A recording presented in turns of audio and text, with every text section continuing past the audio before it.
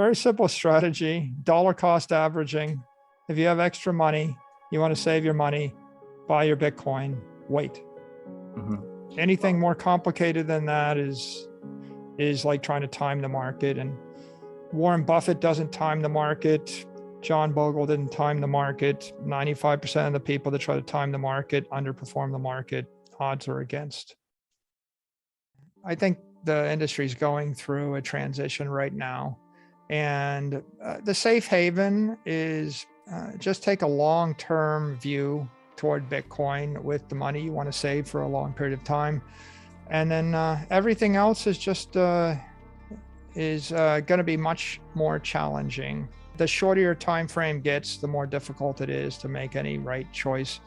And if you move into investments in tech companies or any other sorts of investments, then I would just say you need to focus like really, really hard on all of the risk factors around those things. And I guess I would still say you kind of got to take a long time frame right now because there's just so much turmoil in the market, driven by macroeconomics and political economics.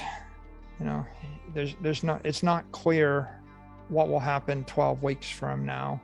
I think we're living in a very uncertain world right now, and there's a lot of political uncertainty with regard to politics, trade policy, labor policy, manufacturing policy. So if you're considering investing in a company, the question you have to struggle with is, will the company be impacted by tariffs or trade policy or tax policy or labor policy or manufacturing policy or a war? And so that's the first uncertainty. The second uncertainty we have today is monetary uncertainty. We see a lot of countries with their currencies collapsing. In Argentina, they just implemented some capital controls limiting the amount of US dollars that companies are allowed to hold. In Zimbabwe, they're dollarizing. Their currency has literally collapsed to nothing. And so if you're holding a currency or you're holding a company or a bond that generates cash flows in anything other than the dollar, you have a massive amount of uncertainty and risk. If we look at the last 12 months, the euro has weakened against the dollar, the pound has weakened against the dollar, the yen has weakened against the dollar, the Turkish lira has weakened against the dollar. In fact, just about every currency in the world is collapsing against the dollar. There's a lot of monetary uncertainty to go along with that political and that commercial uncertainty. We call the two things together stagflation. You've got a stagnating economy. You've got an inflating money supply, which means that your currencies are buying less. So if you're any individual and you're looking out over the course of a decade and you have any capital that you wish to preserve, or you're generating cash flow from your job, the question is, what do you do to insulate yourself from stagflation? And if you rifle through the list of options, you can invest in companies, but which company? If you invest, there's no company in Zimbabwe that'll save you. So I guess if you X out all the international companies and you invest in domestic companies in the country where you live, the question then is, do you actually know enough to handicap their performance? 98% of the companies are actually not monopolies, which means that they're getting eaten by Google, Apple, Amazon, Facebook. So if you're buying a non-monopoly company, it's risky for all sorts of reasons. If the company has employees, it's risky because of employment taxes and labor policy and unionization. If the company manufactures things and moves them across borders, it's risky because you end up with tariff barriers. It may be, if you manufactured great stuff in China, you can't bring it to the US. Maybe it gets banned. So if you're trying to save your capital by investing in companies, you take on all sorts of corporate risk. If you're trying to preserve your capital by buying bonds are currency derivatives. They're valued based on cash flows. So if the dollar supply increases by 15% a year, you have to discount the bond cash flows by 15% a year. That means that every 5 years or so, they're worth half as much. If you're holding the cash itself, that's obviously a currency derivative. It's collapsing in value. last I checked, real estate in Florida has escalated in price 500x over 90 years. 500x. In 100 years, it'll escalate 1,000x, which means that your currency will lose 99.9% of its value against property, scarce desirable property, over 100 years. That's assuming about a 7% monetary inflation rate. It looks like the US is running 15 to 20% monetary inflation rate. You can keep track of the strength of every other currency. So if the Great British Pound lost 13% against the dollar, then you're up to 33% inflation rate. And of course, with Turkish lira, you're much higher inflation rate. A person's got to figure out how they're going to store their life savings.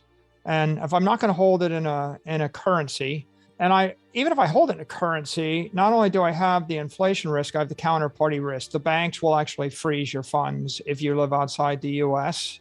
Banks are freezing people's funds everywhere in the world right now. In the US, perhaps your funds won't be frozen. You'll just have the currency collapse.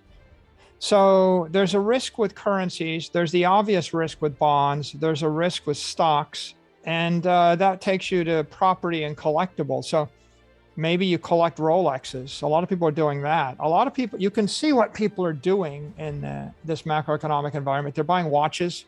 They're buying luxury cars. They're buying real estate.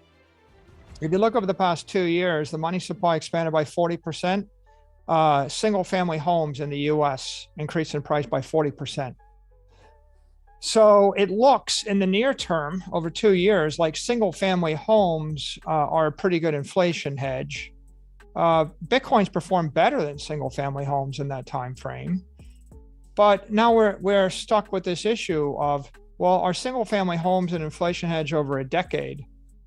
And the challenge there is that as the price of homes go up, then there's an incentive for home builders to build more homes. So commodities, they have an appeal, but if you can produce more of a commodity, then if I increase the price by a factor of 10, I increase the incentive to build that thing by a factor of 10.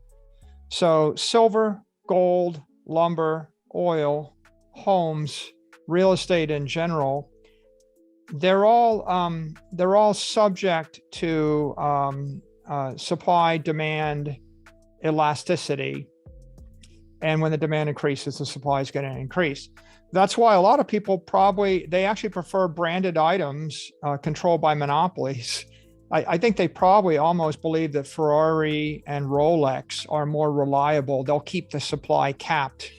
Like, it's not likely that a random suburban ranch house in middle America will have a capped supply, because there's no single monopoly or brand organized or brand controller to keep that supply from getting out of control.